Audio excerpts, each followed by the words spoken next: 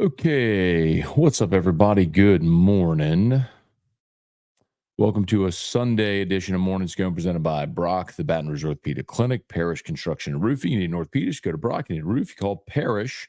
Of course, Unique Physique, uniquephysique.com, Restored Motions, restoredmotions.com. Our sponsors are tagged in the description, and I'll make sure they get tagged here on Facebook as well. All right, y'all, a lot we'll delve into this morning. Glad to have you with us. LSU beats Nicholls 44-21. It was sluggish from jump, to say the beginning.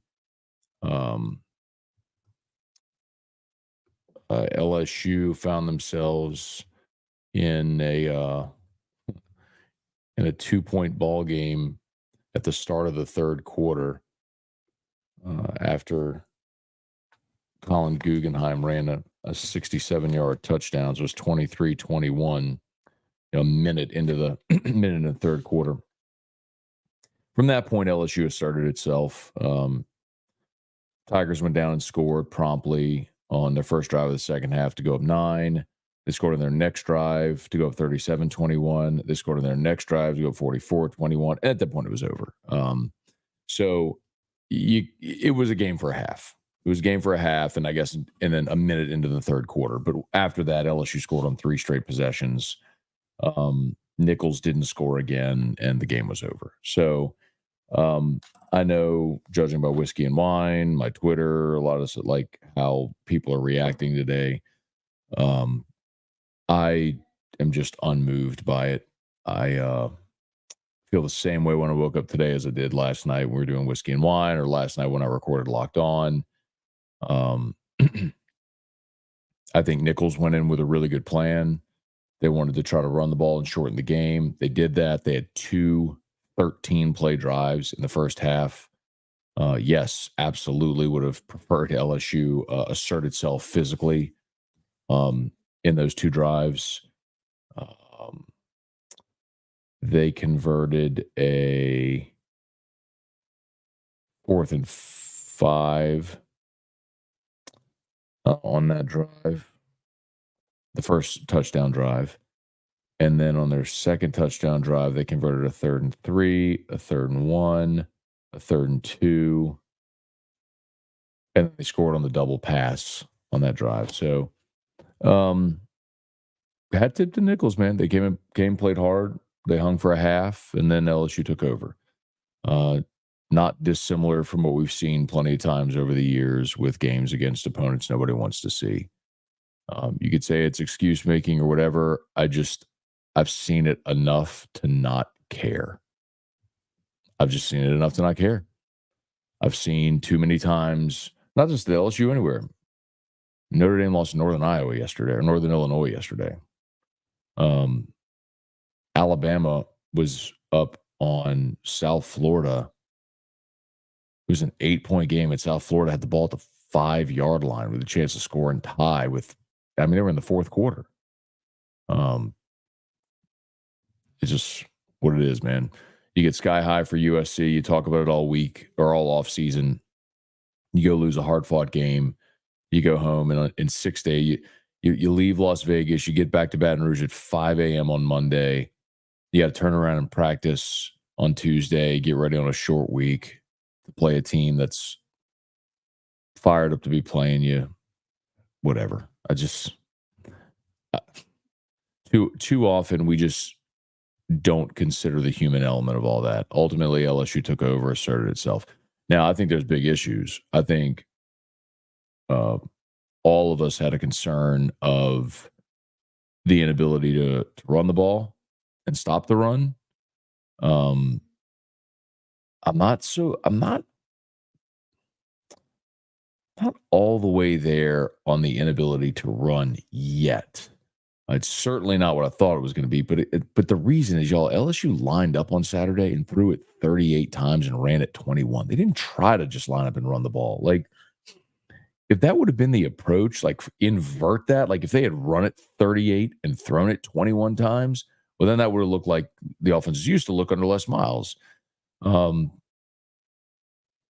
If they had run it 38 and struggled a little differently about it, but I mean, they just didn't even. I mean, they made a very conscious effort to get a lot of young guys in. I mean, Shelton Sampson was targeted on the fourth play of the game. The second play was when Will Campbell had the false start. First down, you threw for 18 yards to C.J. Daniels. Second down was Will Campbell's false start. On that play, that second down, it was first down, but it was the second play. Caden Durham was in the game on the second play. Now they had false starts. They pulled him out and they switched because it was 1st and 15. They ran the screen to Aaron Anderson. But I guess my point is like, it wasn't like they just loaded up behind Caleb Jackson and Josh Williams and we're going to go run the ball and dominate. I mean, I think they were running their offense. I think their offense is going to be pretty pass heavy, which is what everybody said they wanted to see after USC. So I don't know. Here's what I know. South Carolina just beat Kentucky. It's hard to win on the road in the SEC. I don't care where you go, who you play. South Carolina just went on the road and won a road game at Kentucky in dominant fashion, by the way. You're going to Columbia on Saturday. College game day is going to be there. You're going to get a much better effort from LSU. And if you go out and win that game, road conference game, win it convincingly, nobody's talking about this game. No one will talk about this game ever again. I mean, the amount of times I've watched LSU play the Furmans of the world and just struggle for a half. I mean, that was a hallmark of the Miles era. They'd play Alabama, and the next week they'd play one of these types of schools, and it would just be an absolute dogfight for a half. And then you wake up and you go assert yourself and you win it. So whatever. You can be upset today. I'm just not. It's not that I'm upset. It's not that I'm pleased. I just don't care. Does that make sense? Like, I don't know if I'm making sense. Like, I'm not telling you yesterday was great. And there was a lot of bad. I just don't care. I mean, I think the effort you saw LSU give against USC, I think it's a good team and was a pretty really evenly played game. I'm more interested in that outcome than anything that transpired on Saturday against Nicholls, short of the injuries. Jacoby and Guillory leaving, put him in a boot. I was told he went in for X-rays. Like that's a potentially devastating loss. You're already not deep enough or good enough on the defensive front. If you lose Jacoby and Guillory, I mean, phew. Kyron Lacey got injured. Nussmeier had his leg lock up on him. Jordan Allen got injured in that game. I mean, go and watch anything we talked about leading up to that game. The first Friday on AFR, locked in LSU. Anyway, here, everything I said. The first thing when I was like, what do you want to see in this game? Number one, what to watch. Number one, health. Health. Get out of there healthy. You didn't. That's unfortunate. Drew.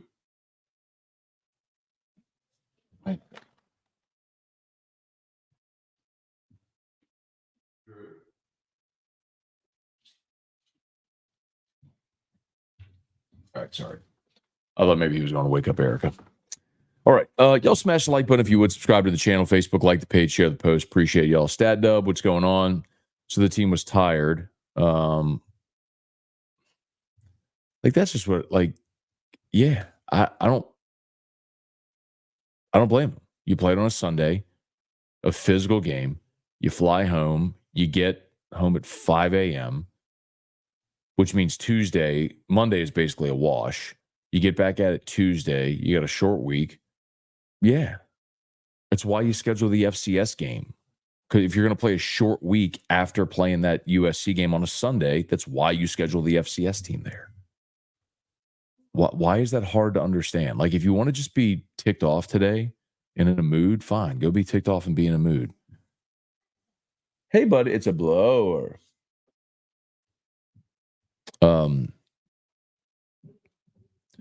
Club Ruckus, morning, Matt. Last night was my first whiskey and wine. Now my new favorite show. Last night was mild by comparison. How about Johnson? Yeah, how about Juwan Johnson, y'all? I mean, scored his first touchdown, was targeted 3 times, caught all 3 targets. Did not have a carry in the game, but they threw it to him out of the backfield. He was in there on the second offensive possession. On the first play of the second possession, this was after, so LSU gets a safety, Xavier gets the 51-yard return, so LSU has the ball at the Nicholls 27. First down, they took a shot to CJ Daniels. It was incomplete. 2nd and 10, they ran the screen to Juwan Johnson. Just like that, he was involved. And he did score his first career touchdown late in the first half. So 8-yard touchdown catch. Beautiful play. So something to get CJ Daniels in the end zone. How about Kyron Lacey? 3 touchdowns yesterday. Nuss was 6 touchdown passes. Unbelievable. Kirk Taylor, good morning. Wendell Norman, Sean Garland. My question from last night: how can Nicholls exert its will and run, and LSU can't? Again, I don't know that LSU tried. Let's just be very clear about this, okay? I mean, if you're going to levy criticism, that's fine. You can criticize all you want, but you at least have to criticize with an open mind and be willing to accept a counterpoint. All right. And here's the point that I'll make. A week ago, the criticism that most people had offensively was that LSU got too conservative in the second half. They started to run the ball and try to shorten the game instead of continuing to do what worked, which was throw the ball, right? Kyron Lacey didn't have a target. That was the narrative all week, right? We all agree on that. It was a narrative that they got too conservative. Well, in this game, LSU threw it 38 times and ran it 21. Now, they ran it 21 times for 64 yards, which is not great. Long run of the day. Josh Williams had a 12-yarder. Garrett Nussmeier had a 12-yarder. Okay. So I'm with you. The 21 carries for 64 yards was not impressive. I'm with you. But if you're saying how come LSU couldn't assert itself and dominate in the run game, they didn't try. They more ran the ball to keep the opponent honest. They threw it 38 times in the game and ran it 21. I mean, this is what everybody said they wanted to see last week was throwing the football. And so it was actually, I thought Xavier Thomas was a huge bright spot. I mean, you have a return game again, obviously, and he caught 5 passes. Kyron Lacey caught 3 touchdowns. Daniels, Lacey, Anderson, Thomas, Taylor, Johnson, Javen Nicholas, Trades Green. 8 different players caught passes. Trades Green caught his first touchdown. You know what I mean? They went out there with not trying to line up and run the ball, because then I could turn around and say, well, what does it really prove if you turn around and you run the ball 38 times, 40 times against Nicholls? What does that prove? I know this ain't going to sit well with a lot of y'all. I know a lot of y'all just want me to sit here and pound the table and be mad. I'm just not. By the way, and I'm going to reiterate, I'm not saying I'm happy. I'm not saying I'm thrilled with the effort. I'm saying I don't care. It's Nicholls. You schedule these types of games, this is the type of feeling you have on a Sunday. You feel one of two ways. You either feel unmoved or you feel disappointed. That you're never going to come out of a game like this feeling awesome. Ever. It's never going to happen. There's never been a game where you scheduled an FCS opponent or a garbage opponent that nobody wants to see. Or one of the, I shouldn't say garbage, you know what I mean? Because Nicholls is a good team. I mean, one of the paycheck games. There's never going to be one of these where you leave the stadium fired up, yeah, we're awesome. Ever. It's never going to happen. You can only feel bad about what happens. Melody, good morning. Brennan, good morning. Ryan, been saying throw Perkins and Star. Buddy is stubborn, going to cost the team. So we did talk about that on Whiskey and Wine last night. I know Hannah Griffin, Richard Dixon, heard them talking about it as well on Postgame. I'm not opposed to that, by the way, Ryan. I think, if we go back to spring when Brian Kelly was when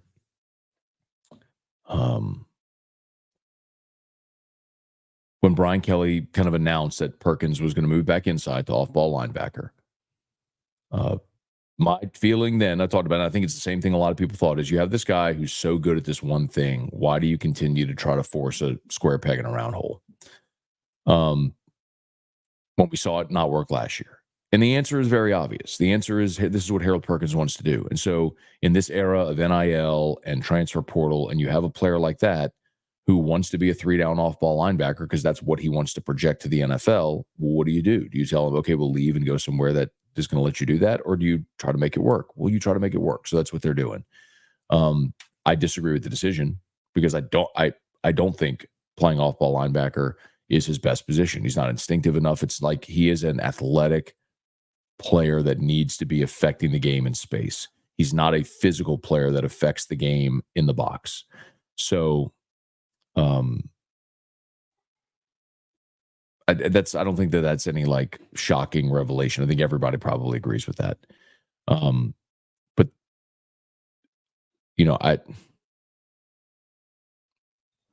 I think the star position is great for him. The sort of hybrid safety linebacker role, play near the line, play in space, make tackles, cover when you have to. Yeah, it's very similar to the Nicholls Sam spot he played last year. So I agree. But at this point, are you so pot committed to it that you can't change? I don't know. But I really wish they would go talk to him and say, look, man, this is how you can best affect the game. Let's go let you best affect the game that way. Kevin, not having defensive line depth and running back depth is really going to hurt this team. Yeah, see, here's the thing, Kirk. I mean, they got a lot of bodies at defensive tackle. What they don't have, I think, is a lot of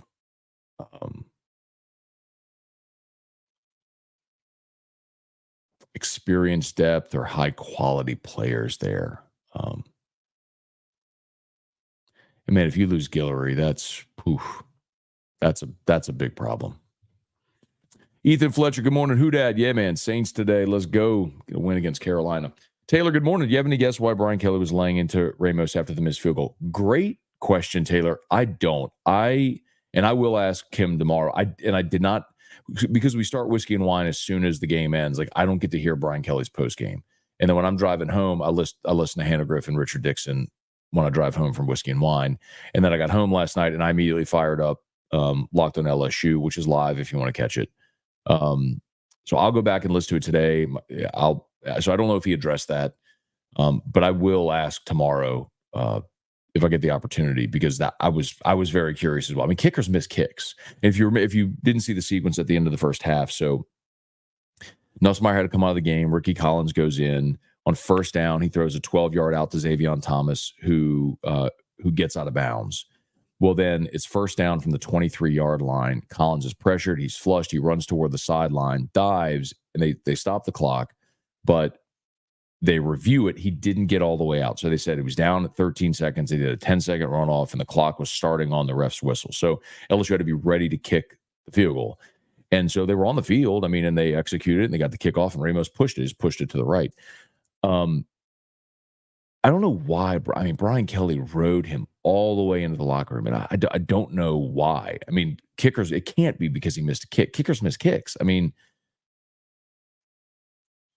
don't know. I don't. The only thing I could think, it was something with the execution, right? The functionality of trying to execute that kick, knowing the situation was what it was. But I don't know. Jason, good morning. Head to the Superdome. All right, man. Cheer loud. Let's go get a win today. David, ugly win is a win. Onward to next week. Better performance. Taylor, good morning. Matt Guggenheim going for 145 yards rushing. I bet you didn't have that on your bingo card.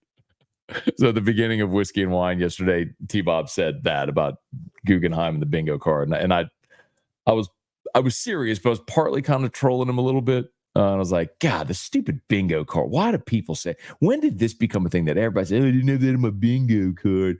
It's just in my bingo card. That's just the thing here. But anyway, so I'm serious. Like, it does kind of annoy me. I'm like, when did that become a thing?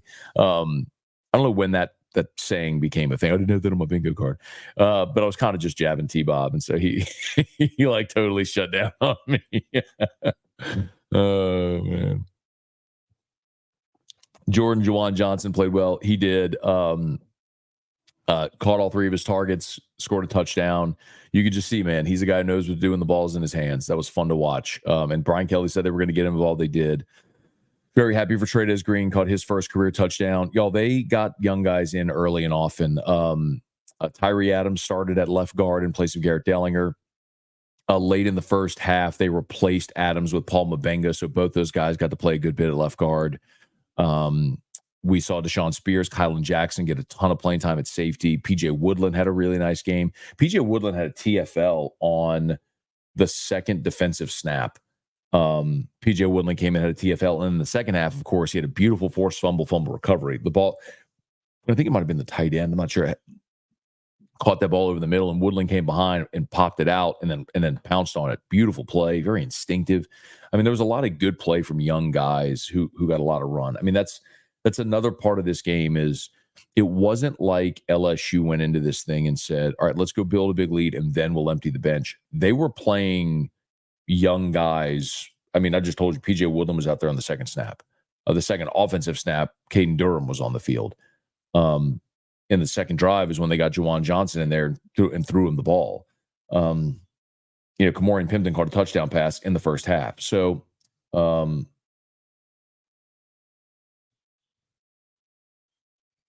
it was first half, wasn't it? Or was it? Yeah. Okay. The first touchdown was Kamorian Pimpton. That's right. So, anyway, it was one of those days where they very consciously got young guys in early. It wasn't like, hey, here's your starters and your veteran guys, build a lead and then empty the bench. I'll tell you one thing I hated was with under 7 minutes to play in the ball game, you still had all your starters out there. I don't know why you're up 3 touchdowns against Nicholls in the fourth quarter and Will Campbell's out there. There's just no reason for that. There's just no reason for it whatsoever. Why are starters playing the fourth quarter? There you go, Kirk. I mean, I was not okay with that at all. Bill, got to run the ball, be able to stop the run, or we'll be 8-4. I agree with that, Bill.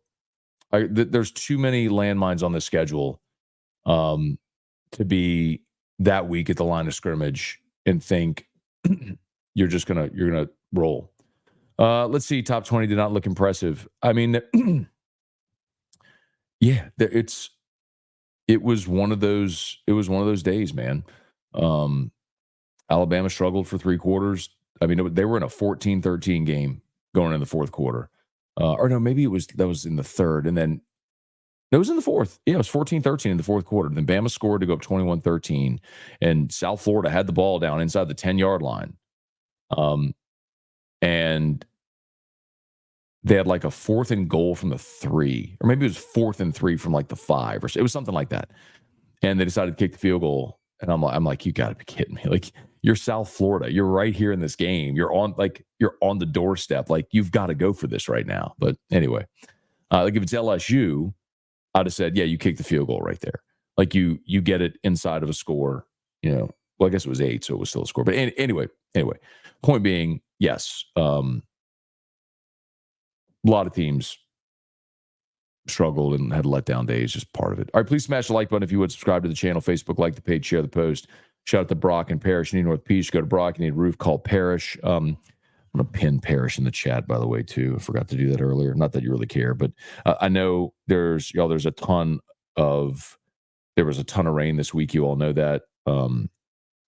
And I'm not sure if you saw, but there is a system in the Gulf that's projected to, it's like all the spaghetti models are like aiming right at Louisiana. So we may have a system move through our area this week. If you have any issues with your roof, give us a shout. Parrishbuilt.com, Parrish Construction and Roofing. I just pinned Parrish there on you. I need to pin it on Facebook as well. But anyway, of course, Unique Physique and Restored Motions. Unique Physique, that's the weight loss shots. Semaglutide, tirzepatide. If you're interested, remember there's no contracts. They can do the whole thing over telemed, so you never have to actually go into the office. You can talk to someone over the phone, and then they can ship your medicine anywhere in the country. So even if you're outside of Baton Rouge, Unique Physique can still help. So go to uniquephysique.com. Best prices and no contracts ever. And, of course, Restored Motions, restoredmotions.com. Let's see. Melody, seems like once Alexander and Jordan Gilbert came into the game, the defense looked a lot different.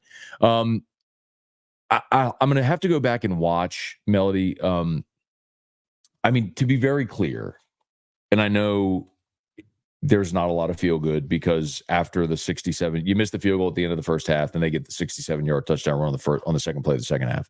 But after that, Nicholls didn't score again, and LSU scored on 3 straight possessions. So LSU did assert themselves. Nicholls was in it for a half and 2 plays, and then LSU took over. Lacey scored. You got the forced fumble. Then Lacey scored again to go up 37-21. You forced a 3 and out, and then you scored when Xavion scored on the jet sweep to go up 44-21. So it was like after the touchdown by Google, the long touchdown run, it was over. LSU asserted itself at that point, but so I'd have to go back and look. I was glad. Look, I like Jordan Gilbert. I don't think he played his best game against USC, but I think he's an SEC caliber safety. I was glad to see the young guys get playing time. Of course, Gilbert couldn't play in the first half because of the targeting. So you saw Deshaun Spears and Kylan Jackson play a ton, which I love to see those young guys get to run around. It was very good to see Zy Alexander in the game, playing corner late. Brian Kelly said they're ramping him up. Again, I think a best case is, Zy Alexander gets healthy. Woodland keeps getting better. You got Stamps out there as well. You can move Sage Ryan back to safety. I think that's your best. Y'all, this isn't the thing I'm saying today. You've heard me say this since the start of fall camp. I think that's your best look in the secondary is if you can move Sage back to safety. But you got to be good enough at corner to feel like you can do that. Hey, Quentin, good morning. Jay Real, Rebo is a good coach. Rebo's an excellent coach. He's done an amazing job there. No argument whatsoever. I mean, he's won the conference 3 times. Nicholls was a doormat. He's won the conference 3 times. They're favored to win it this year. They got 12 first-team all-conference guys in the preseason. Yeah, Nicholls is a good team. They're not athletically on par with LSU, but they found a way to stay in that game for a half, which is amazing. Jesse Brown, good morning. Head to the Dome. Let's go. Let's go. Kirk, ho-hum openers are, as the kids say, mid. Chance Babin, good morning. Darren, probably too soon. I'll ask any word on Guillory. Not yet. I don't know what the x-rays revealed. And I didn't feel like calling anybody at 1:00 in the morning last night whenever we finished Whiskey and Wine. I got home and did Locked On, but we'll find out today. Devin, good morning. If we don't improve our line of scrimmage play, it'll be a long season. Last night in Tiger Stadium, I saw our offensive line get pushed right by Nicholls. No running game. And I'll say it again. You didn't try to run the ball. You threw it 38 times. You ran it 21. There wasn't an attempt at balance. They went and threw the ball. Like, it's what everybody said they wanted to see. Throw the ball. You got too conservative. Throw the ball. Well, they threw the ball. And people are complaining that you didn't run the ball. Like, what do you want? Like, what do you want to see? Like, that's what I don't get. Like, what do you want to see? Do you want to see him throw the ball? Do you want to see him run the ball? Do you want to see him 50-50 balance? Like, what they did that in the second half last week, and everybody can complain they got too conservative. Like, I just think it's where everybody at this point is still so sour that LSU didn't find a way to beat USC. And the fact that you were in a game for a half against Nicholls made people just magnify all their complaints. And I get it. I've done this long enough. I get that's how it's going to be. But if on Saturday LSU goes to South Carolina and beats that team that just went on the road and beat Kentucky, and you start 1-0 in the league, then this entire conversation changes, because then you're bringing UCLA in. It's a marquee Power 5, you have Big Ten now, non-conference opponent coming in, payback from 2021, and nobody talks about this Nicholls game ever again. Ever. I just know how it works. Now, if you go to South Carolina and you lose, the full-on melt is coming, because you're talking about a very disappointing season then. Brendan Huff, turn around at T-Bob's brother and friend back from Morning Scone.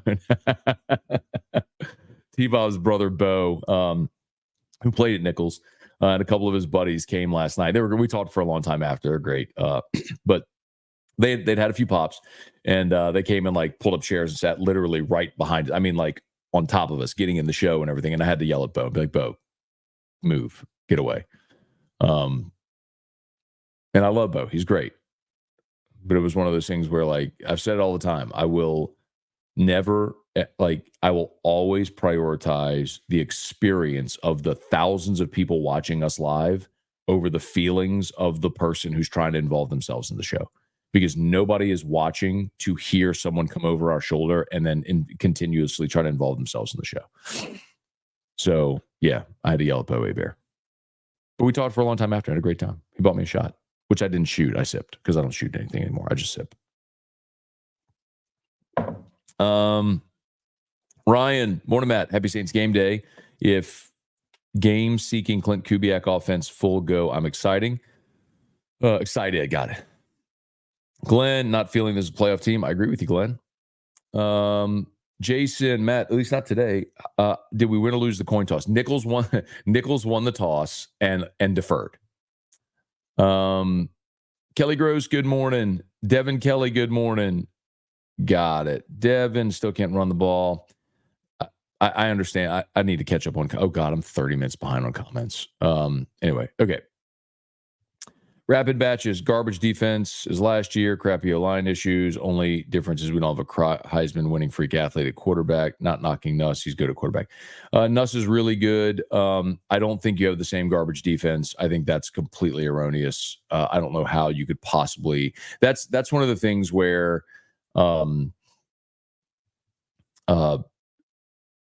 we sometimes forget just how bad it actually was. I mean, you played a Lincoln Riley offense where Lincoln, I went through the numbers. Since he got it to Oklahoma, they've averaged at least 40 every year, except his last year at Oklahoma when they averaged 39. To go play a Lincoln Riley offense and to have them sitting on 20 points with 8 seconds to go in the ball game is a massive improvement, a light years improvement. Yesterday, I mean, Nicholls put up 295 of total offense and did nothing in the second half. They had the long run on the second play, and after that,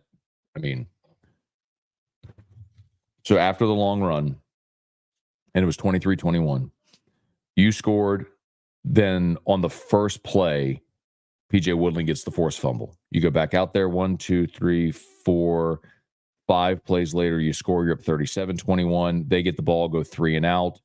You get the ball at 5:05 to play in the third. You put together a 1, 2, 3, 4, 5, 6, 7 play touchdown drive. You're up 44-21. They get the ball back.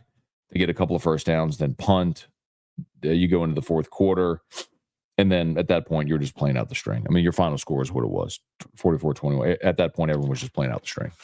So I don't know how you can objectively say that they're as bad as they were last year. It was literally the worst defense ever. Milton, good morning, Matt. Big hoot at. Looking for a big performance in the defense. Think they have to carry the team this year if we're going to have any success. Oh, the Saints. Okay, I was about to say. Sorry, I had to pivot my brain.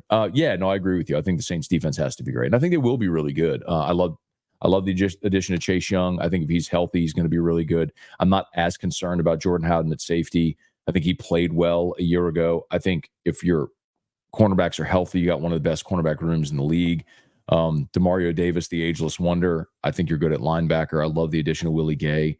Hopeful for Brian Brzee to take that big step here in the second year. A little concerned. Colin Saunders' injury is going to miss a few weeks with the calf, but this is a game you should absolutely win on your home field today. You should absolutely beat Carolina today.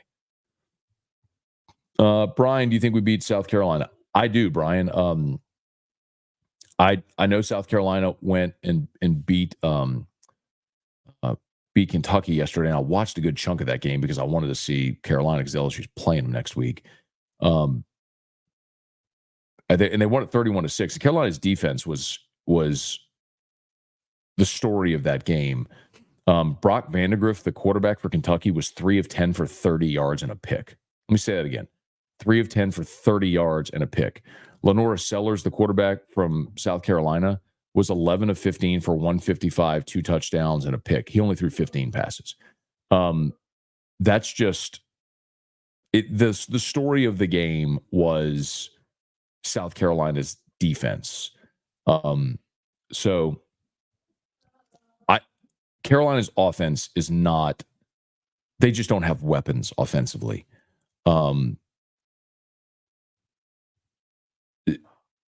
So I think LSU's defense is actually going to be in a position to have success because South Carolina just doesn't have offensive. I mean, you saw what happened last week against Old Dominion. It's just 23-19 at home. The thing is, Carolina does have a very good and active front seven. The benefit for LSU is LSU's pass blocking, despite all the complaints about their inability to run block. Their pass blocking has been stellar. So you keep Nussmeier upright. Carolina, all the athletes to run with LSU's receivers. I think LSU will win that game, but it's going to be a lot of throwing the football. Take out one run from USC. I don't care. You can't take away a run. Emory isn't available anymore. You take one big run, it's terrible average.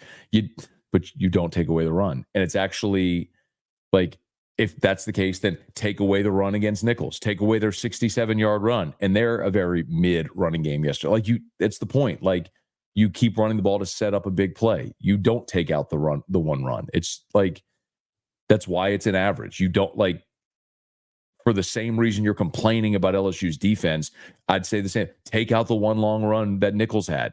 Instead, y'all are sitting there focusing on that and complaining about it. Some people fans just love to complain, man. That's just what the bottom line is. Even after wins, I've lived this life long enough. Cortland, always, let's see, there are ways to run out of pass formation since they pass block so much better, bigger lanes. Yeah, listen, Cortland, I like creatively running out of pass formations. I like some of those zone schemes. Yes, there's opportunities to do that. And there were times last week where, look, even the 3rd and 1 we've talked about so much, where John Emery got hit for a loss. They brought everybody in tight. So yeah, I'm with you. Go hard or go home. That game told me nothing about our cornerback safety position. There was zero threat in the passing game. That's true. Ryan Belote. I'm still calling you Belote. Even though you said it's Bolot. I don't care. I'm calling you Belote. You have free reign to say it, however. Bolot. Keep it fun, man. See, you're still not spelling it phonetically. Like, Laute isn't a phonetic spelling. I don't know what you're trying to get. Bolate? You know what I mean?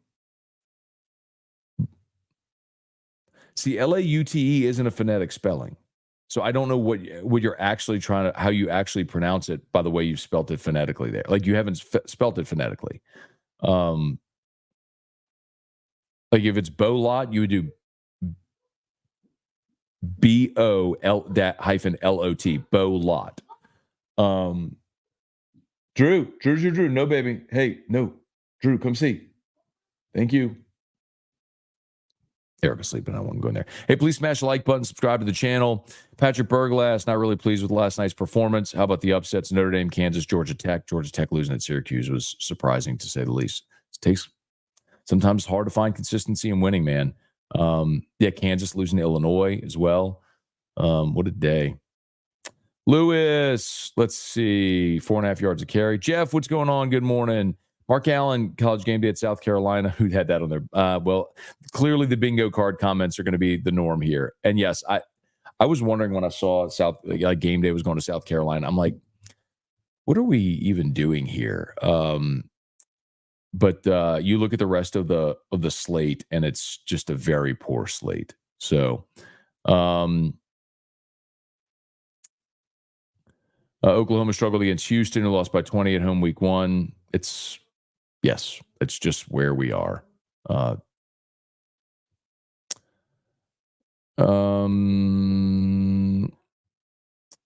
Christian, is Brian Kelly trying to push a narrative that isn't actually a reality? He keeps beating the drum about being dominant running the ball, but it seems like the offense operates much smoothly around the passing. They've definitely been a better passing offense through 2 weeks. I don't think there's any denying that at all. Pizzolata GL, just for fun, how much burning would you have done? Oh my God, if Bama had lost. I was at Don Juan, and when Bama fumbled in the red zone, and then South Florida put the drive together and got inside the 10, like, the bar was starting to be like, where's your music? Like, we need the Bama's burn. Like, and I'm like, it's just, it's early in the 4th quarter. It's such a long way to go. But like, if this were to happen, I think T-Bob said it best. It would have been like a nuclear code type detonation of Bama is burning had they lost to South Florida. But I do think they're losing 3 games. I've said that on the record. I'll own it. I mean, it's just so abundantly clear. They're not You can't lose half your roster. Your starting All-American safety, 2 starting offensive linemen, your best receiver, your tight end. Like, you can't lose all of that and the greatest coach ever and think you're not going to miss a beat. Like, that's the most measured way that I can say it. I know I yell and scream and do the Bama's burning, and it's fun and it's theatrical, and LSU fans love it, and Bama fans get triggered by it. That's why I keep doing it. But in a very measured way, that's the point that I made. You can't play an SEC schedule and lose everything Bama lost and expect not to take a step back. Go Tigers. I was disappointed the new video board playing the game on such a small screen. Come on. I wasn't in the stadium, so I don't know. It looked cool on TV. Yeah, man. Tropical system coming this way. How is NIL leveled the playing field except the really high dollar ones? I don't know that it's leveled the playing field. I think it's created more of a gap between the haves and the have-nots. But I think what it's done is it's allowed programs that are willing to spend. It's allowed them the opportunity to quickly get back into contention. I think we'll continue to see how it all evolves, but I'll continue to say I think the biggest change with NIL, it's allowed tradition-rich programs that have fallen on hard times to assert themselves again.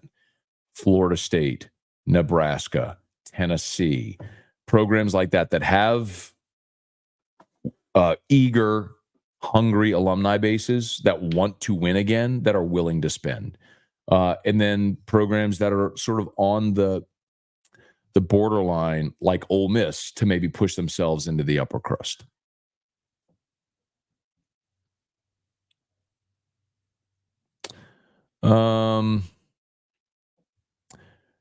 Gregory Gordy, good morning. Not sure if I missed it. Can you give the penalty stats if the penalty was made by starters or backups? I mean, I can run through them all. I have them charted, but let's see.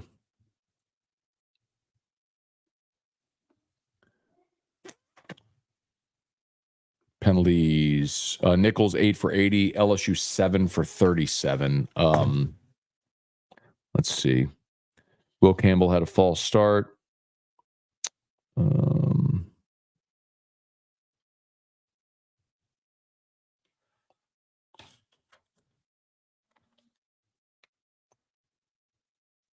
LSU had a disconcerting signals penalty. I don't think they gave a number.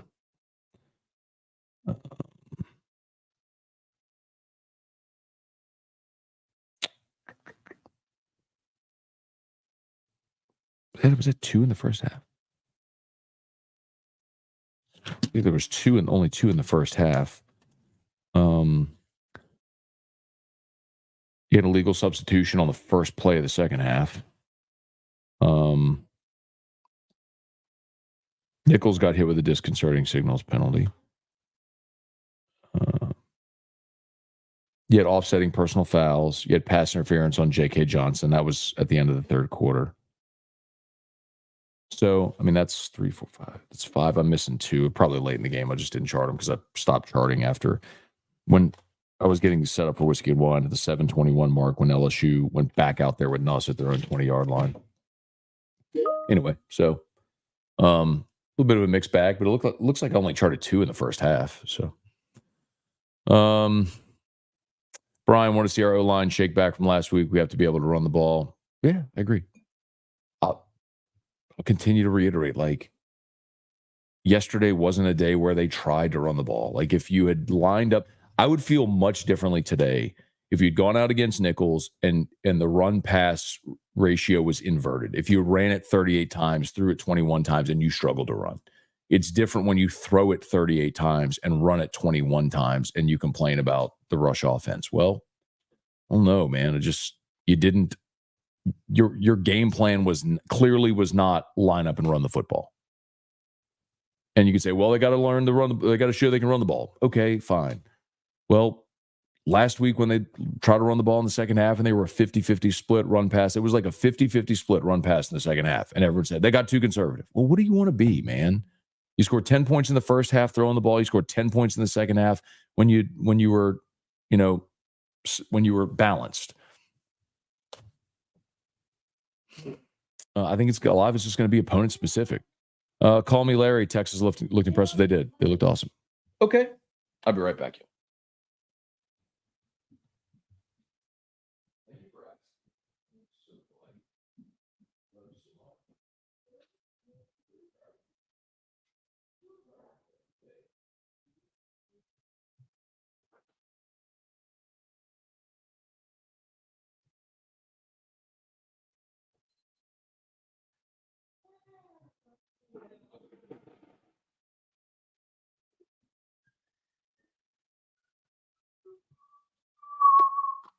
All right. All right, y'all. Appreciate y'all for being here. If you would smash the like button, subscribe to the channel on YouTube, Facebook, like the page, share the post, all that stuff. We appreciate it. Cortland, a lot of teams struggled against lower competition yesterday. They did. John, good morning. How's Drew? Good. Thank you, man. After South Carolina's performances, change your opinion of the game next week? Not really. Because I think, and we'll dive deeper into the matchup, but South Carolina's offense is not dynamic, and they weren't dynamic yesterday either. It was an ugly, that game, and I was watching that game primarily because I was more interested in LSU's opponent for next week, and there just wasn't a great slate of games. And I did have Carolina plus the 9, by the way, just full disclosure. So I was interested. That game was 10-6 at the half.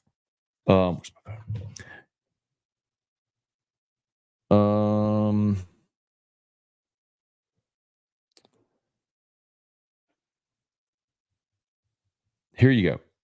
At half, Carolina led Kentucky 10-6. So it ended 31-6. But at half, South Carolina's total yards at half, 101. They had thrown for 55 and ran for 46. The total yards for Kentucky at half was 115. They threw for 30 and ran for, was it 65 or 85? Hey. Okay. Hey, you want to take backpack off? Yeah. Video. You want to say hi to Dad show? Video. Everybody wants to say hi to you? Video. Then videos? Okay, let's say hi to Dad show. And then videos. Okay? You want to sit on Dad's lap and say hi? Yeah. Okay, my baby. All right, here we go. Oh, look, where is it? Where's Dad show? There it is. What do we say to everybody? What do we say? Hi, Dad show. Oh, that was so sweet. Hey, I have a question for you. It's Sunday, so who plays football on Sunday? The Saints. And hey, what do we say? After Saints, we'll go to the mall. Listen, what do we say when the Saints are playing? Who that? Okay. He's so eager to go. He's like, let me go watch videos. Now videos. Okay. All right. We'll see you later. There you go.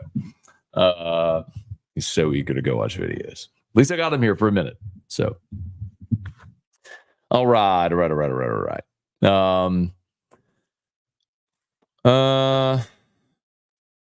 Where are we?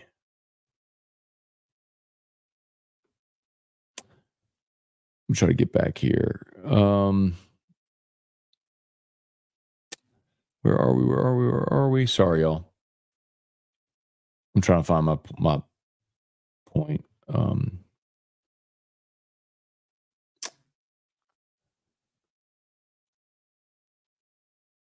Where? Sorry, y'all. I'm trying to find where I was. I went to the bottom of the comments. I'm trying to find where I was. All right, I think this might be about where I was. So let's pick up here. Nola TX, not upset with the game plan or pass run decisions. A little surprised. We thought O-line would be the strength of the team. They couldn't get any push. Nichols running the game right. I don't know that there's anybody saying anything different at this point. Barry, good morning. Do we see number 14 Green in the game down the road? Hughes mismatch at the goal line. So Tradus caught a touchdown yesterday. I'll tell you one of the plays last week, if you missed it, that I loved was they did run an ISO for Tradus with with coverage zero. I mean, there was no safety back. It was Tradez, ISO, and he probably, I mean, you had tip USC. If you remember the play, it was in the third quarter.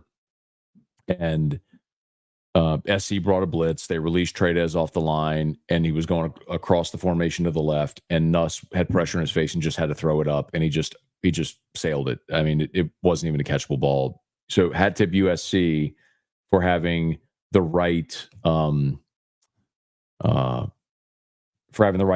defense called in that moment. But man, you had a great opportunity there with Tradez.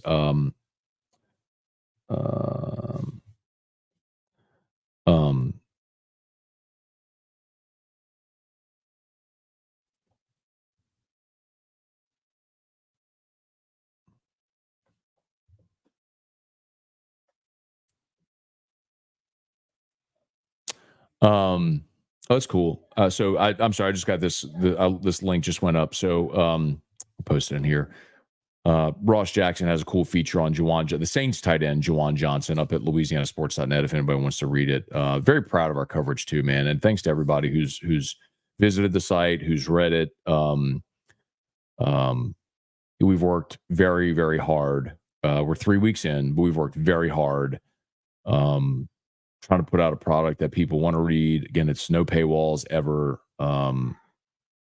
But boy, just a lot of really quality content that we hope everybody wants to read and enjoys. Again, totally free. And he just has a feature. Ross has a feature. There's a lot of Saints coverage today. 5 things to know, Saints Panthers. There's this feature on Juwan Johnson that I'll go ahead and post in the chat as well for anybody who might be interested in reading it. There you go. That's posted. And then he's got another feature up right now on Clint Kubiak and what to expect from Kubiak's offense, like especially how he's working with the quarterbacks. So a lot of really good stuff up right now for anybody who hasn't checked out LouisianaSports.net. Would love it if you would. So thanks. Let's see. Bubba, good morning. Justin Collins, if Whitweeks had wings, he would have glided last night. Look good. I agree with you. Whitweeks is your best defensive player right now. He needs to be in the game. I'm not sure I would ever take him off the field. Players came out flat as the crowd. Rob Boudreaux would have liked to lady years defense with last year's defense players with this staff. On the defensive line, I'd probably give you that for sure. With Smith, Wingo, Jefferson, on the interior of the defensive line, I'll give you that. Daryl, morning, Matt. I just say lean into the offensive unit that will produce, which are the receivers. That's the best room on the team. Rather than win games. It's kind of what they did last night, Daryl, and people are upset that they didn't run the ball. Who was the last LSU player to be as dominant as Perkins his freshman year, become a non-factor as an upperclassman? I mean, I can remember guys who had great freshman seasons who, I mean, one that always comes to mind is Jarrell Myers. And Jarrell was a good player. Please don't misunderstand me. But Jarrell was freshman All-America, I think, in 99. And then Jarrell, let me see. And Jarrell had a very good career. Please don't misunderstand me. Like, I don't mean for that let's see. He was the first team freshman All-America in 1999.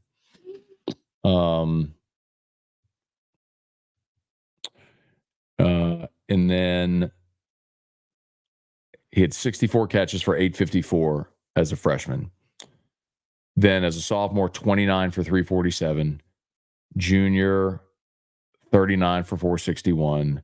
Senior, 17 for 181. I mean, he's a freshman All-America and never produced half as much as he did as a freshman the rest of his career. Now, a big part of that also was you had Michael Clayton and Josh Reed come in. And so those guys took a lot of targets. But that's one. I mean, I wouldn't say non-factor. And I don't think Perkins is a non-factor. I just think we have all-American expectations on Perkins. Hard to get it for Nicholls, especially after losing USC. I agree. I mean, you can say it's not an excuse, but it is. It's human nature. And it happens to every program every year, and just what it is.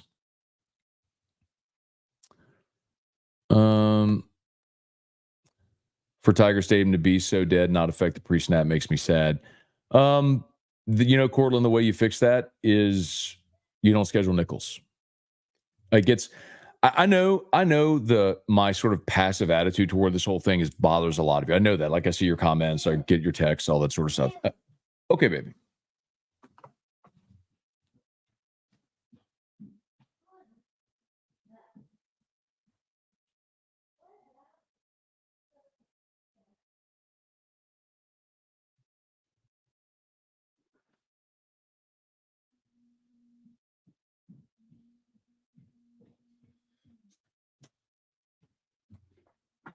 All right. My point is, I know my attitude toward the whole thing bothers a lot of you because a lot of you want me to be upset and yell and scream and match your emotion and your anger. I'm just not going to do it because, like, this is what you get when you schedule Nicholls. And I understand you have to do it because everybody schedules an FCS opponent, but I'm the one who's yelled forever. Give me 12 Power 5 or Power 4 opponents, but make it uniform. Make everybody schedule the same way. You want a full stadium? Watch when if LSU wins this week, watch when UCLA comes because it's still a marquee name on the scoreboard.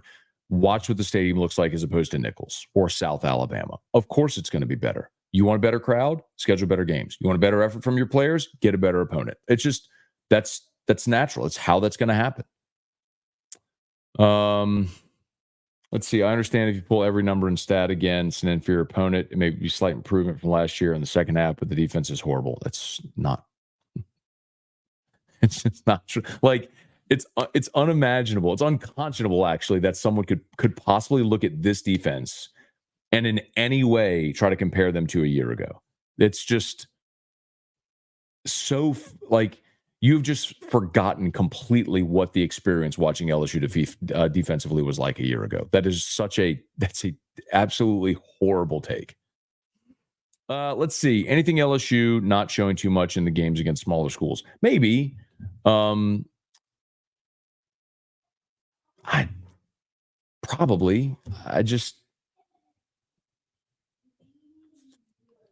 it was a very uninspired effort. And as a result, you let a very inspired, good, lesser team hang around for a half. And then LSU asserted themselves in the second half. People keep saying, like, oh, they're in the game in the third quarter. 2 plays into the third quarter. Yes. The long touchdown run made it a 2-point game. And after that, LSU scored, forced a fumble on the first play of the next drive, scored, held a 3-and-out, scored. I mean, and that was over. Whatever. Anyway.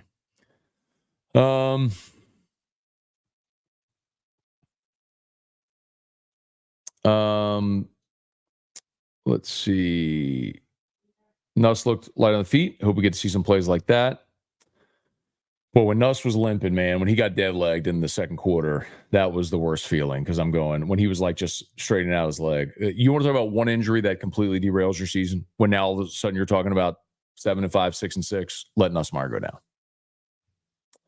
down. Matt, is Nuss's inability to hit the deep shot concerning to you? It's so different from a year ago. I think Nuss is probably more of an average deep ball thrower, where Jaden was exceptional. You know what I mean? Like, look at the fourth play of the game.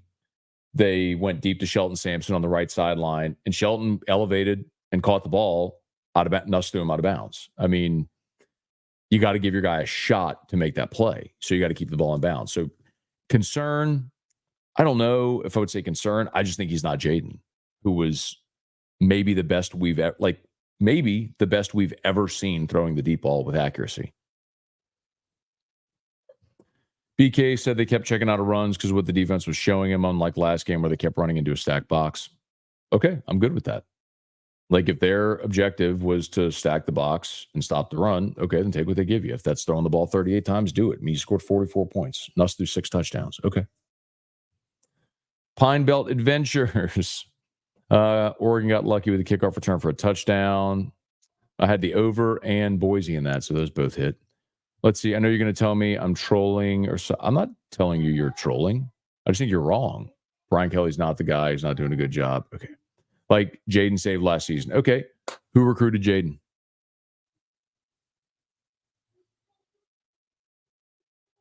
You want to answer that? So if he gets the blame for everything that goes wrong, does he get the credit for things that go right? I mean, Where are we? I don't think you're trolling. I just think you're wrong. I think you're a pissed off fan who's all up in his feelings this morning. So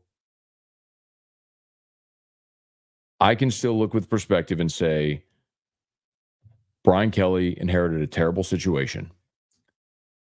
And in back-to-back seasons, he's won 10 games. They won the SEC West, and he's had a Heisman winner. He made a colossal mistake with Matt House and the defensive staff. And that, I believe, has slowed the progress of the program because of the mistakes he made on the defensive side. Matt House, Robert Steeples, Kerry Cooks, mistakes across the board. Letting Corey Raymond go, like those things slowed the progress of this program getting back to an elite level, and that is on Brian Kelly. For sure it is. He's also replaced those guys. I think he's got an exceptional defensive staff now, and they're recruiting at an elite level with a chance to have the number one class in the country for this year. Those are objective facts. What you're saying is your subjective opinion that he's not the guy and you don't care what anybody says. And that's whenever someone comes at me like, I don't care what anybody says, then like I just immediately discredit your opinion because there's nothing anybody can say to change your mind. So then just go live in your own bubble, in your own world. But if you're going to levy criticism, okay. And there's criticism that's warranted, but you also have to be able to objectively look and give praise where it's warranted as well. And understanding where this program was 2 years ago. And that's the thing too many of you don't want to do. You don't want to look at where the program was. You assume it went straight from Joe Burrow to Brian Kelly, and you ignore the fact that there were 2 heinous years where you finished 11-12, your roster was gutted, you had a receiver playing quarterback in a bowl game, you had 38 scholarship players on the roster. Like this program was decimated when Brian Kelly got here. And he has gone back-to-back 10-win seasons. He's had a Heisman winner. It's not been perfect, admittedly, has not been perfect. But I think he's got the right defensive staff in place now, and they are recruiting at an exceptional level for 25, and then 26 has a massive bumper crop in Louisiana. So I can step back and say, okay, 25 could very well be the number one class in the country, and look at the 26 class in which you have in the state of Louisiana with like 7 guys in the top 75. Like, it's going to be good. Other good games on Fox as well. Let's see. Merrick, surprise game day is not going to Bama, Wisconsin. That's true. Bama, Wisconsin on Fox. But game day will go to games that are on other networks. I mean, it's not that. It may be a thing where, and look, and LSU South Carolina is on ABC, so it may be a thing where game day. If it's either or, do you promote the game that you're going to have, or do you go promote Bama, Wisconsin? So promote the game they're going to have. I guess I get that. Morning Scone, was South Carolina good or Kentucky bad? Neither was good in the first half. I went through that a bit ago if y'all missed it. I mean, that was a 10-6 game at halftime, and South Carolina had 105 yards of offense. It was heinous. I think South Carolina's defensive front is good. That's about the extent of it. But I think LSU's ability to pass block is going to create big advantages for LSU in the pass game next week.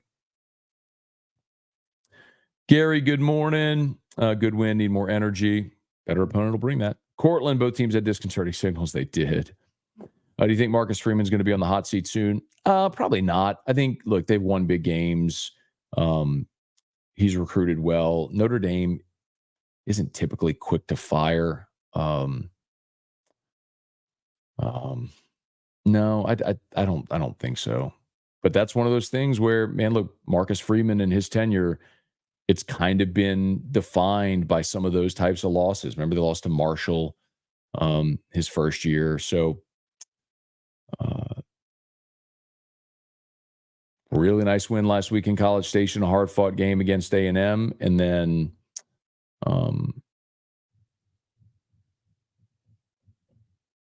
to come home and have the letdown. It's hard to build consistency, man.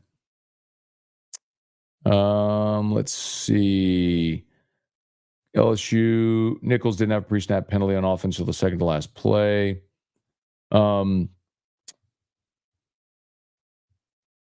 American Patriot, I like the beast from Nicholls. Won't even attempt to try to spell it. Wish he was wearing purple and gold. Yeah, I know I told the story. I think I told it here yesterday. I definitely told it as well on Whiskey and Wine. So Colin Guggenheim, his name, he played it at John Curtis. And let me look up that stat line. So let's see, don't forget Campbell false start. I did say Campbell had a false start. It was the second play of the game. Let's see, Colin Guggenheim. Well, no, let's see, it was Catholic Curtis.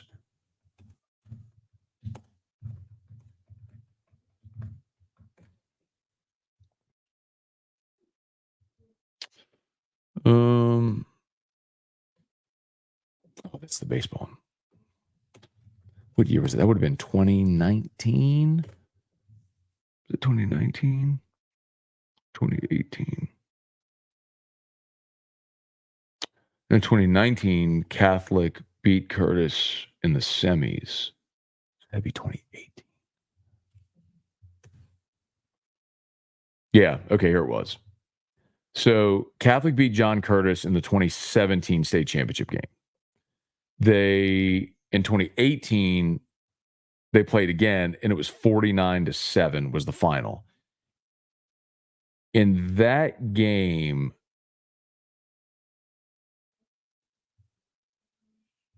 let me see if I can find the stats. The point is because I watched Colin Guggenheim run for 1,000,000 yards in that game.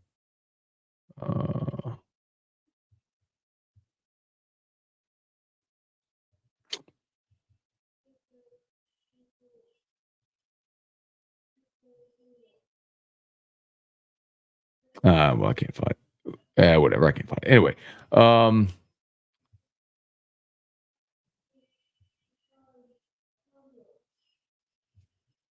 can't find it. Anyway, bottom line is that Catholic beat Curtis in 2017. They played again in 2018 for the state championship, and Curtis dominated. It was 49-7. I was at the game, and and Guggenheim ran for a bajillion yards in that game. So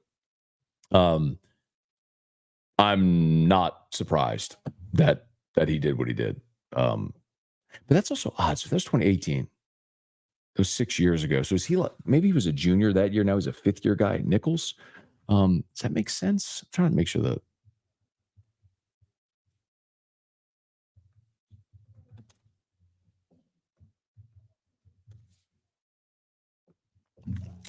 Let's see.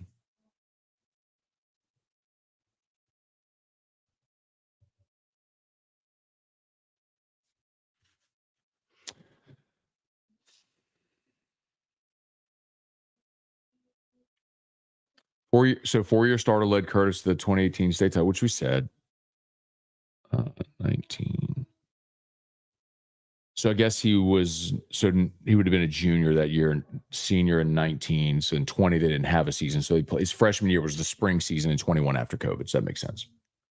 Okay. All right. Please smash the like button if you would. Subscribe to the channel, Facebook, like the page, share the post, all that sort of stuff. Patrick, let's see. Tennessee has to be top 10 after what they did to NC State. Yeah, man, that was a bummer too, man. I had NC State in that game. My guy, Lee Sterling, who comes on the show on Thursdays, picked NC State with the outright win. Lee had a really good day with his picks. That was one that whiffed. So I took a shot with him on NC State. Didn't exactly hit. The over did hit thanks to Tennessee scoring 50. Thad Landry, good morning. Kelly, can you explain the stupid defensive delay game penalties? Yeah, so they call it disconcerting signals. Effectively, what they're saying is if what the defense is doing or saying is trying to entice the offense to move to false start, they used to do things called like a delay of game on the defense, but now it's a procedure penalty calling disconcerting signals. So if like the linebacker, the defensive lineman is like imitating the snap count or trying to do something with the intention of causing a false start on the offense, that's what they're calling disconcerting signals. So let's see. Ryan Pike, I think people talking about being too conservative are confusing actual play call decisions with the fact they didn't feel like LSU went for the jugular against USC, kind of let up. But they didn't that's just the point. They're like, they didn't let up. And I went through all that last week with a lot of the play-by-play of that game, and they stayed creative and they stayed with different formations. And they had, like I talked about the trade as green play. I mean, that was a I mean, you're putting a freshman on the field in that moment and taking a shot in the second half. Like, that's not a conservative play call. It didn't work because USC had a really good defense lined up for it. But anyway. What's going on? Good morning. For this alone, I'll always be a fan of you, Matt Super Dad. Thank you, man. Talking about when Drew was in here, I appreciate it. Look, that's the only thing that matters in my life, honestly. Like, all this is fun and we could talk about it and go back and forth, but priorities are very well in line with family. So Drew's the best part every day of my life, man. What? Tyreek got detained on the way to the game? What happened? Hold on.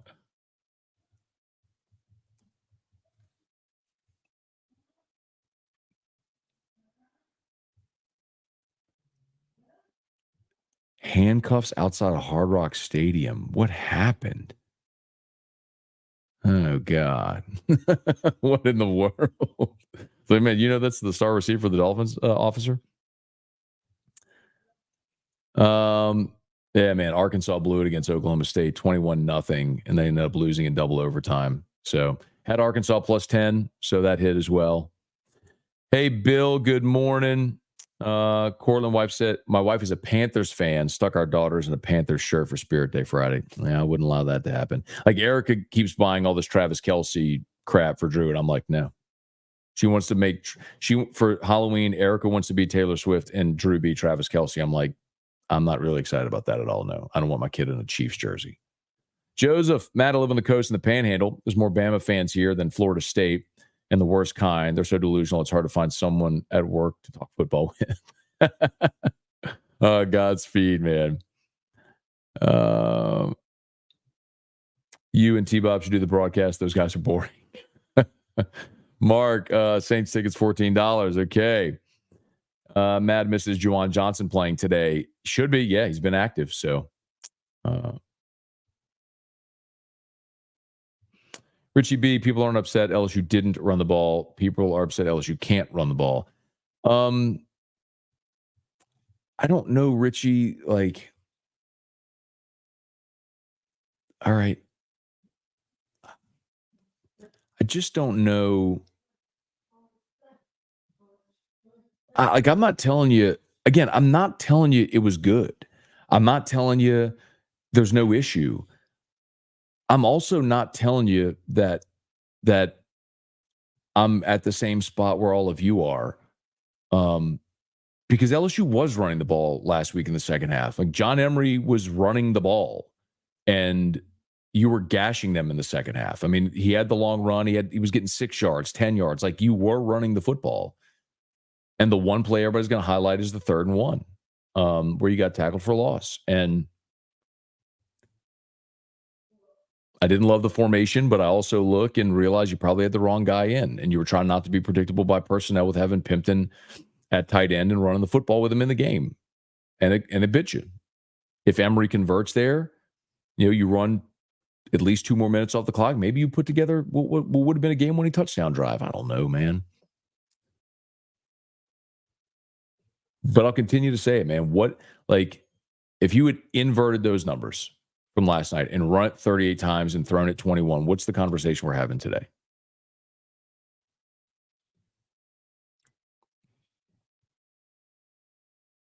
Is this exact game happen week 0? Wouldn't all be so upset? Some truth to that. Megan, do we get a Bama is burning 14-13 in the 4th quarter? Megan, probably not. Don't get me wrong, man. The game was on at Don Juan, and everybody was keeping an eye on it with good reason. And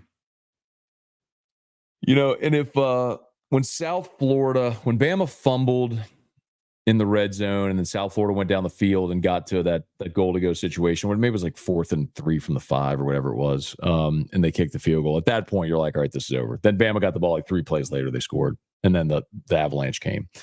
But, oh, boy, we were really close to something special there.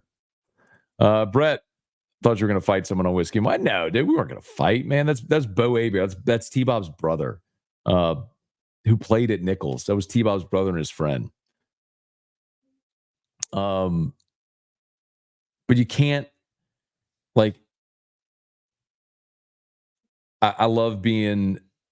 Look, we set the show up with the camera the way it is, so that the ambiance of Don Juan is on camera.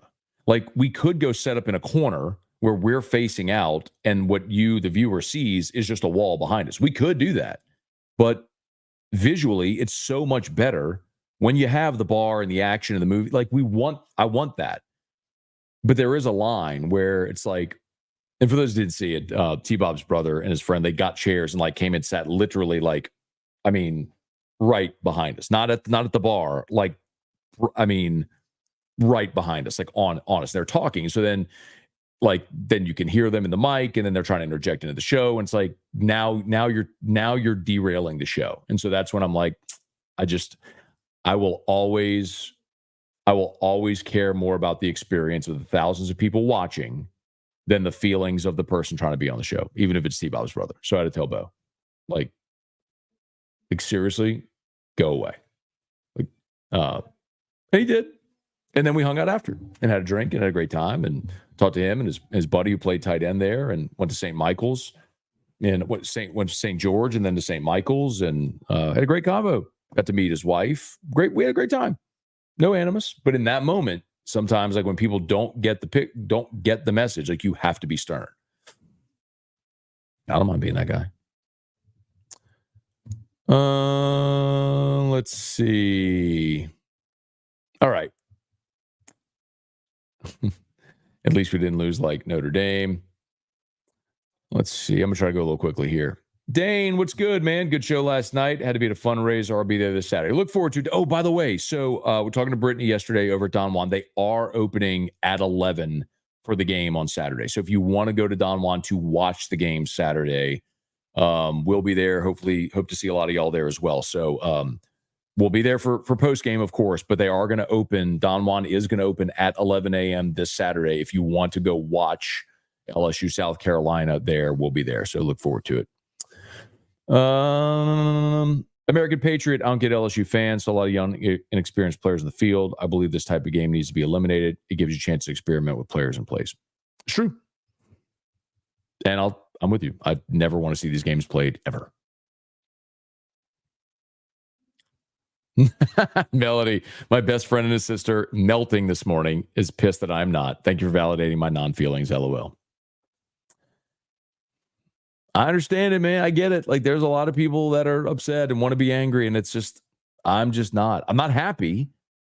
Like, don't misunderstand me. I'm not thrilled. I'm not telling you be pumped for what you saw, but I also just don't care. Over the course, I'm going to do this. I'm going to have to do this. I'm going to have to go look up all the games that LSU's played like this over the course of oh, look, Dak and the Cowboys got a deal, $240 million. 4-year, $240. Good for him. Anyway.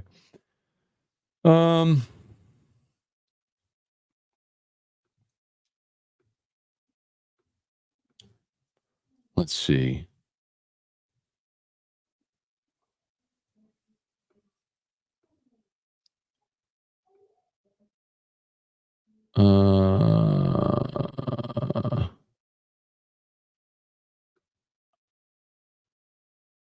There was a year.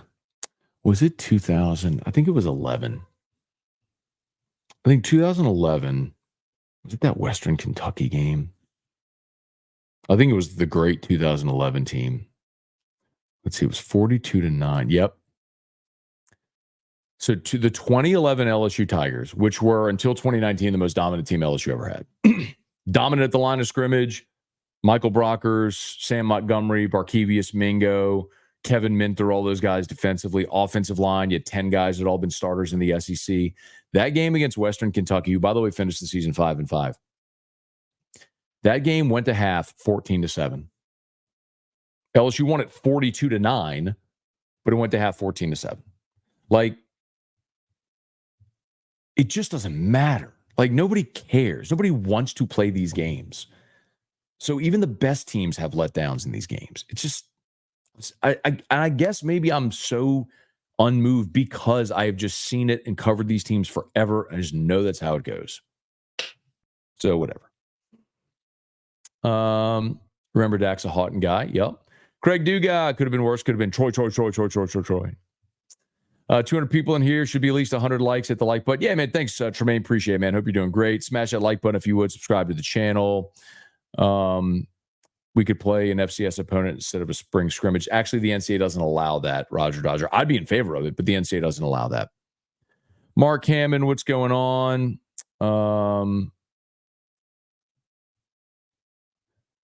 Sean, does Jimmy Ott have a live show? Yes. So it's on right now. It's football, Jimmy Ott's Football Sunday. They start doing the picks, the bets around like 11:15 or 11:30. I'd lock in around 11:20 for sure. That's when they do what they call the cappers recap. And Jimmy starts giving, like, you'll hear all the handicappers from the week and give their picks. And then maybe it's like 11:20. And then Andy Isco and Paul Nolan call in and give their picks. Then Jimmy gives his picks. So yes, you'll start to hear the picks starting in the 11 o'clock hour, around like 11:15, 11:20. So, but yes, and I know I mentioned before, like last year, there were something like 40 games over 500 for the season. Like if you make their plays and consistently bet them throughout the year, you're going to win. You're going to win money. So like I'll be locked into that. I'll get the plays and I'll be playing them as well. So one thing I do is I look for agreement. So sometimes like one capper may give Carolina and another may give the Saints. If that's the case, then I don't play it. When I really will hammer down a little bit is when there's a sharp play of like 2 or 3 guys are all given the same play. So anyway,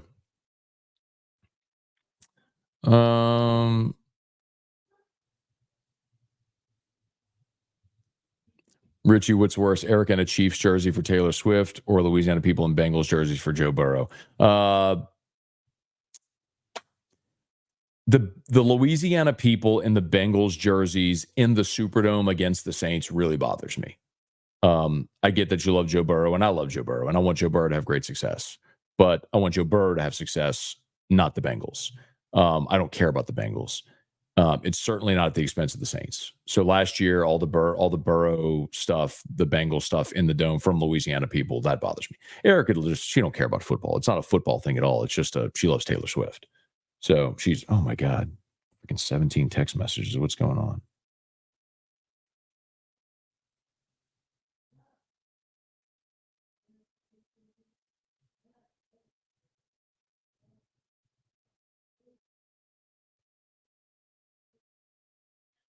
Spencer Rattler's inactive.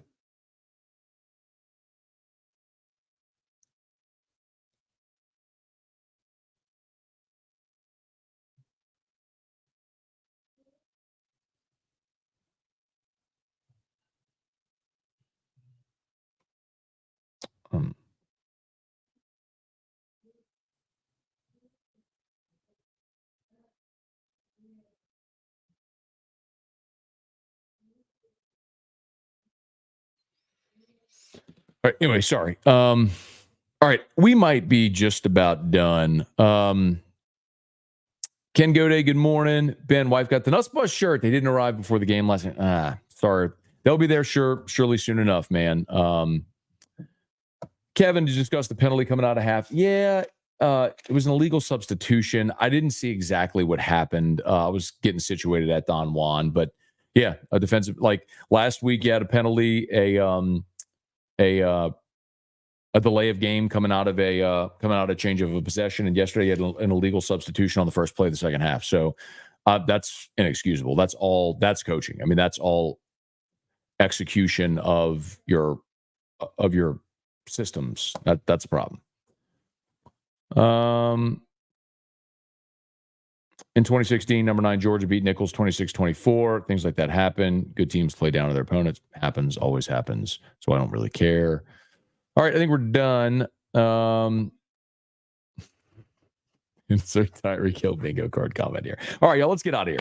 Y'all have an awesome Sunday. Let's watch some Saints. Who dat? Go get a win. Y'all smash the like button if you're on YouTube. Subscribe to the channel, Facebook, like the page, share the post. As always, shout out to Brock and Parrish. You need North Peters, go to Brock. You need a roof, give us a shout at Parrish. Rain all this week, all this last week, and there's a system that's threatening us this week. So if you have an issue with your roof, give us a shout. Parrishbuilt.com, parrishbuilt.com. Remember, unique physique and restored motions, semaglutide, tirzepatide, the weight loss shots. That's unique physique. No contracts, lowest prices, telemed, and they can ship anywhere, even outside of Baton Rouge. And of course, you got Payne. Book a session with Crystal Poche over at Restored Motions. All right. Y'all have an awesome, awesome day. Who dat? Let's get a win. And we'll see y'all tomorrow. Locked on LSU is already live. So if you want to get more of my thoughts on LSU and Nicholls, they're there. All right.